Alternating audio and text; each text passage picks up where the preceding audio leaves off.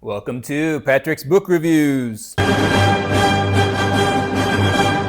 right, welcome back to Patrick's Book Reviews. Glad to have you today. So today I'm here to do my second book tag, and this book tag is titled Reader's Conversation, Reader to Reader. I guess that's me to you. The reason I'm doing this tag, well, first off, this tag was originally created by the Literary Buffet.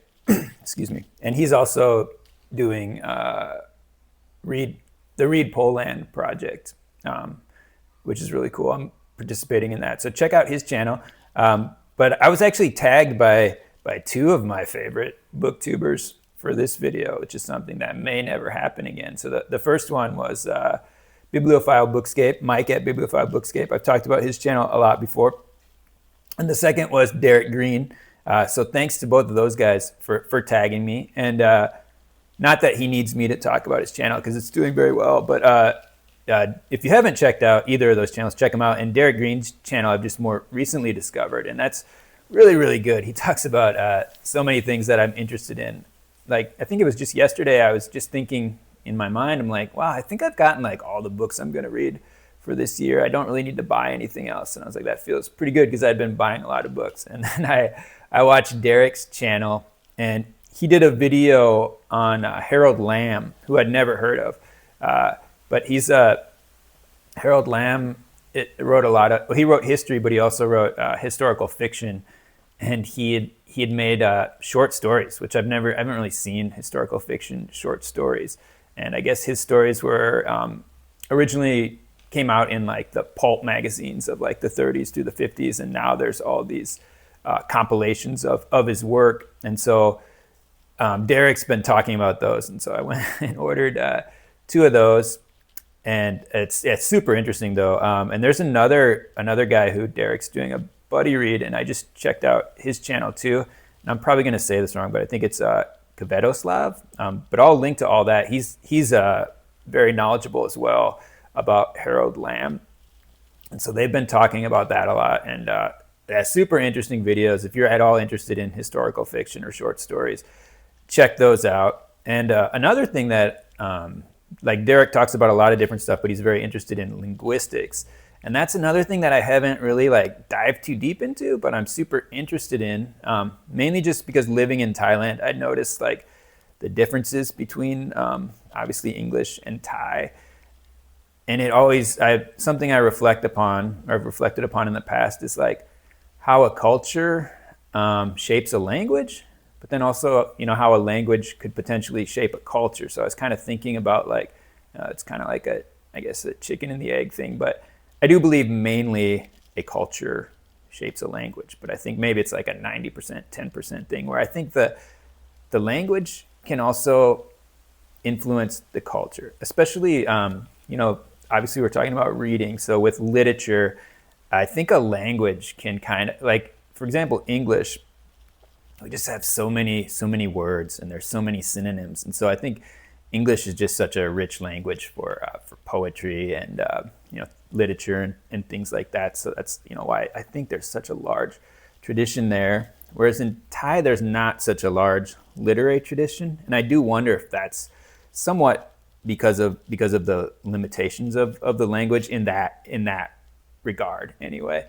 I could go on forever, but there's so many interesting things with language that I wouldn't have thought of if I hadn't actually bothered to learn a second language. Not that my Thai's that good, but there's a lot of things like, for example, in English, if someone's talking about, we'll say, I don't feel like doing something, right? Like, I don't feel like doing my homework.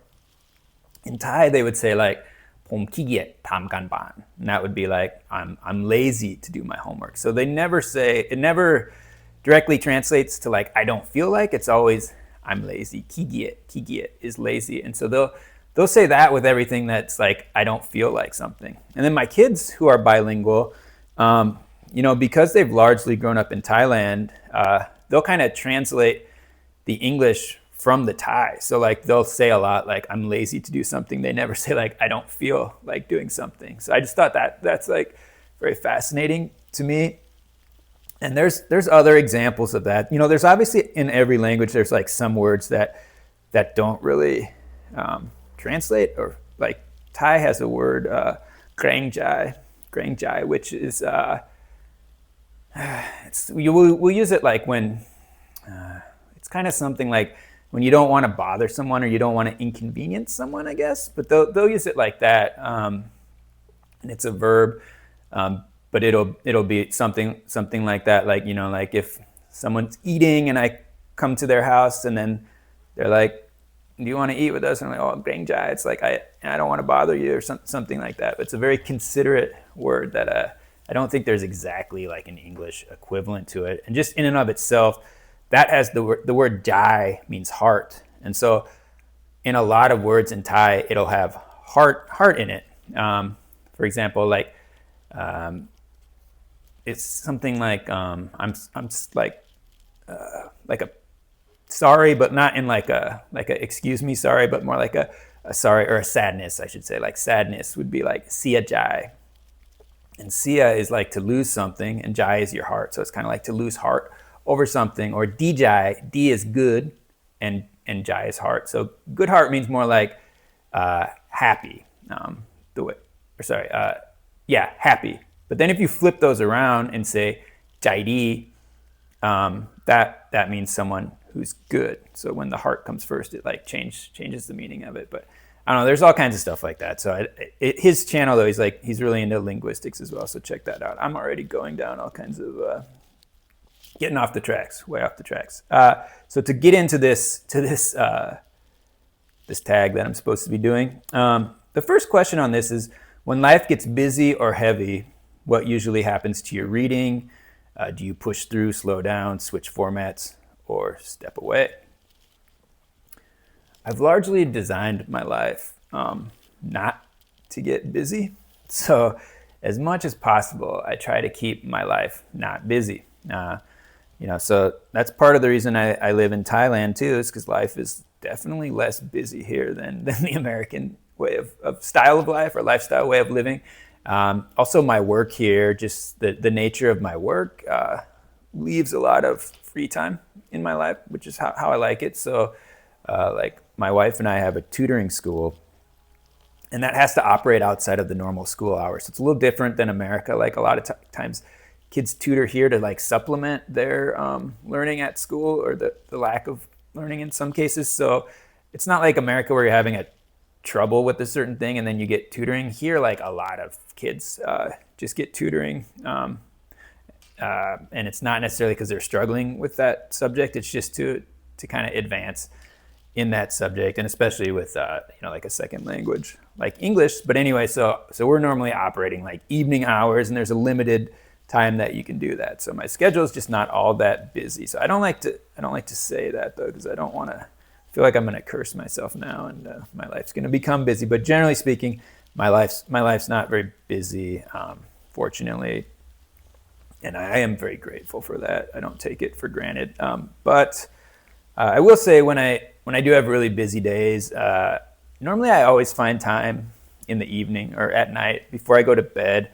I'll usually read for like an hour or so before I fall asleep, and pretty much I can fit that in no matter what. So when my life has been busy in the past, I'd always kind of have that hour of reading time before I go to bed. Number 2, what kind of books do you reach for when you don't know what to read?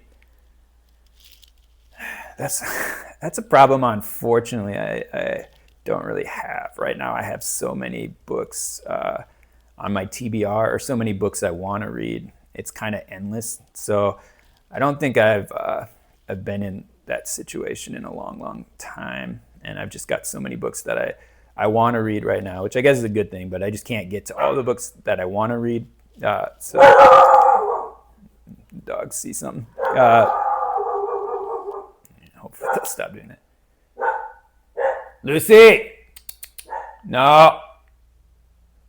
The good thing about dogs barking in Thailand, it's not like in America where you have to freak out because you think the neighbors will call the police or report you or something. Here, like, everyone's dogs just bark and go crazy, and there's no like noise ordinance here or anything like that. So usually it's just the sound of my own dogs barking annoys me, but I don't have to worry about it annoying someone else. but anyway, yeah. So I don't really have the problem of finding stuff to read, and I do kind of read. I always have different genres going at the same time, so I read more than one book at a time. So I can switch. If I read if I'm reading a novel for a while, I'm getting kind of tired of that, I'll switch to like history or something like that. 3, is there a book you have but struggle to explain why you love it?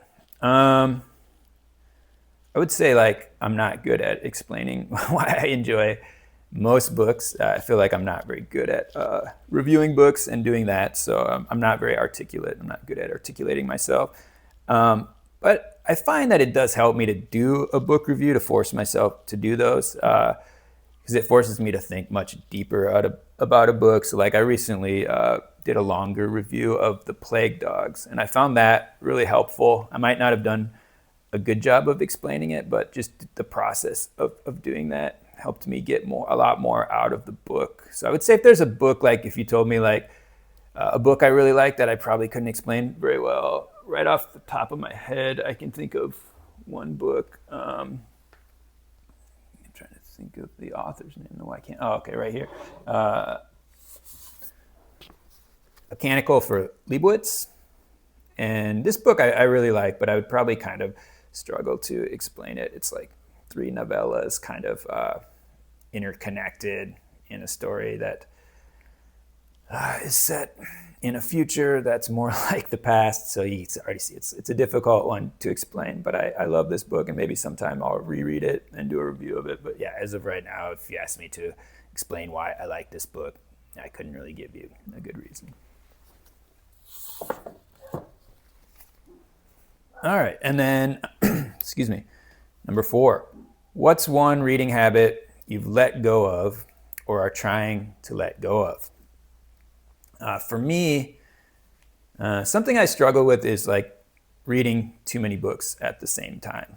And I think I used to be worse with it. I've kind of set some rules with it, and so I've gotten a little bit better, but it's still going to look a little bit ridiculous, I'm afraid. So I actually piled up all the books that I'm reading right now. And these are the books that I would try to at least read some of every day. And so some of them, I'll generally have 2 main things going, like one work of fiction, one work of nonfiction. And so right now I have one novel that I'm focusing on and one work of history that I'm focusing on. And then I'll have just a bunch of other stuff that I read a bit of each day. So I'll just quickly show that pile. I might actually have to stand up. This is gonna be heavy. And then I'll just go through. I don't know if this will even fit in the shot. Yeah, so this is basically what I'm reading at the moment. So yesterday, for example, I would have touched upon each of these books a little bit.